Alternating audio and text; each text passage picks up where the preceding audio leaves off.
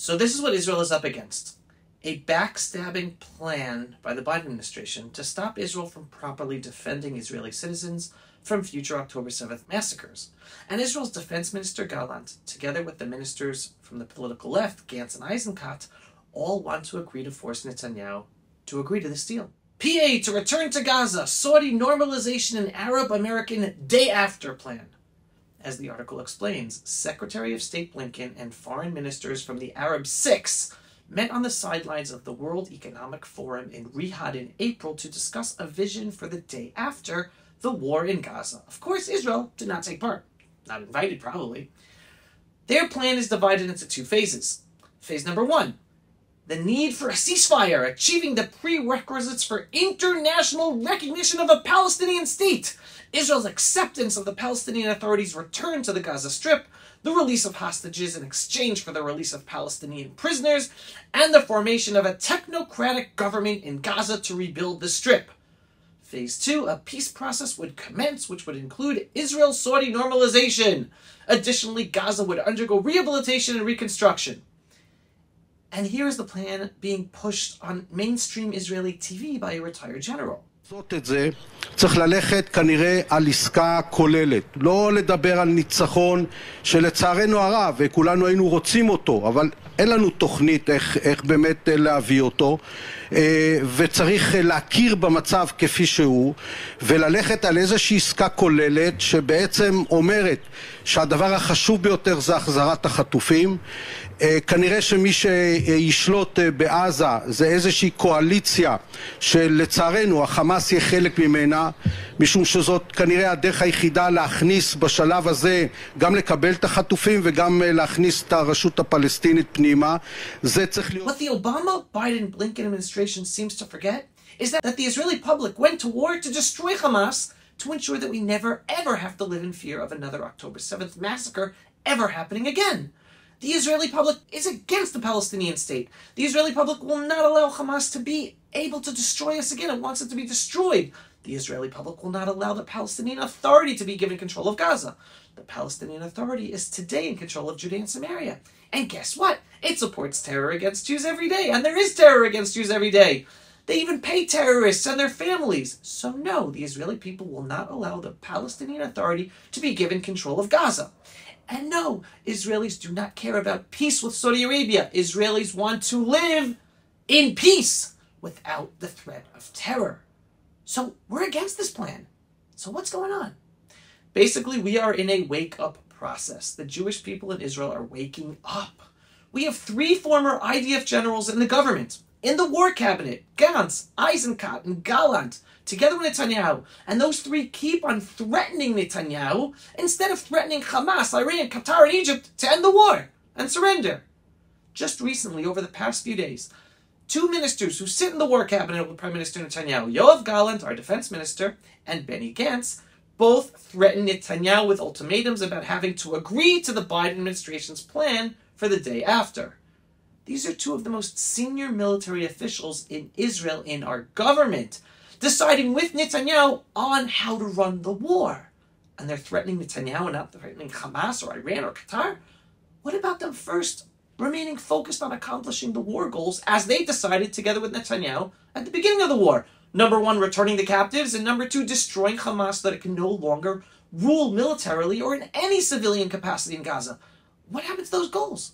Why in the world are those 2 generals in the government now threatening Netanyahu as our holy IDF soldiers are risking and losing their lives fighting in Gaza right now, including my son?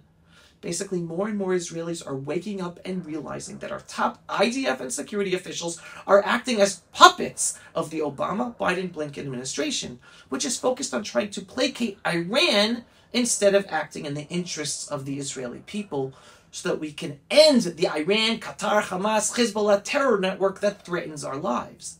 This wake-up process is critical. If they truly cared about winning the war and protecting Israelis, they would have been focused on punishing UNRWA, threatening Egypt to open up the Rafah border to allow Arab Muslims from Gaza to leave the war zone, and they would be standing together with Netanyahu against the constantly immoral and un-ally-like behavior of the Biden administration. We have trust in our holy IDF soldiers and officers on the ground, but we have no trust in the senior command and all the former IDF leaders who are now in the government.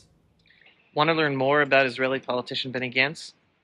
Here is a fabulous post written by Israeli journalist Inoon Magal in response to Benny Gantz's recent ultimatum to Prime Minister Netanyahu, while our holy IDF soldiers are fighting in Gaza, and we still have to destroy Hezbollah up north. Here he writes, this ultimatum is from, number one, the failed IDF chief of staff of IDF Operation Tzuk Eitan in Gaza, who never won a war. Now he wants to teach us how to win wars? Number two, Benny Gantz, a man who tirelessly is subverting the prime minister and who set conditions for joining the war cabinet, yet who prevented his own party colleague Gideon Sa'ar from being accepted and part of the war cabinet, and he now admits himself that he is conducting political talks against the prime minister's position in the middle of this war. Number three, Gantz, a failed statesman who, despite having been warned in advance not to do so, issues an ultimatum to Israel regarding the return of the residents to the north and basically gives a strategic reward to Nasrallah, the head leader of Hezbollah up north in time of war. Number four, Gantz, a failed politician who constantly talks against people who do politics during wartime and yet threatens to go to elections while battles are taking place in Gaza. That's not doing politics in wartime. Number five, Gantz, the leader of the failing left-wing political camp who talks about IDF enlistment for all, yet is now lobbying against his own IDF enlistment bill. Gantz, number six, a politician who spews so much fake information and is constantly demoralizing the nation instead of giving full support for the war effort and publicly stating that, quote, together we will defeat our enemy, constantly. And number seven, Benny Gantz, a shame. Another journalist, Yotam Zimri, had this response to Gantz's ultimatum speech. Quote, nice speech from U.S. President Joe Biden, unquote. For those who only follow mainstream news, Benny Gantz has basically been working with the Biden administration since day one to topple the Netanyahu government, instead of giving 100% support to the IDF to defeat Hamas and Hezbollah and do what is necessary to defeat Iran and all of its proxies that are attacking us from all around us. This is the sick state of the leftist political camp in Israel. As I always say, though, we will overcome our external enemies and our internal challenges. Understand, we are going to win this war, which is not just about beating Hamas and the Iranian proxies all around us, but removing and replacing the failed IDF intelligence leadership that is stopping us from winning this war. Their failures are being exposed more day after day. Now, people can better understand how the whole IDF intelligence leadership have been stopping Netanyahu all these years from properly defeating Hamas and Iran. We are experiencing a painful and necessary wake-up process to bring about the public support for the changes necessary in the IDF intelligence services moving forward. Again, we are winning this war, and we will win this war, despite the weakness of our IDF intelligence leaders conspiring against us together with the Biden administration. Why? Because we have no other choice but to win this war. If our IDF intelligence leaders advise allowing continued Arab self-rule in Gaza, despite the fact that the Israeli people know how dangerous that is, we will not let that happen. People down south will not return to their homes if they know that Arab Muslim terrorists in Gaza will be able to attack them again, or that rockets can continue to be shot at them. The people are smarter than the IDF intelligence leaders. All these years, Netanyahu has been our wall of China against anti-Israel international pressure and their willing partners in Israel, the weak, neutered IDF intelligence leadership who are truly unable to protect us. And that is not me saying this. This is retired IDF General Yitzhak Brick, who has been saying this about the IDF intelligence leadership for years. Understand, everyone, the Jewish people are waking up. Am Yisrael Chai, do not be depressed. Be invigorated that we are waking up and you are living in a day that this wake-up process is taking place.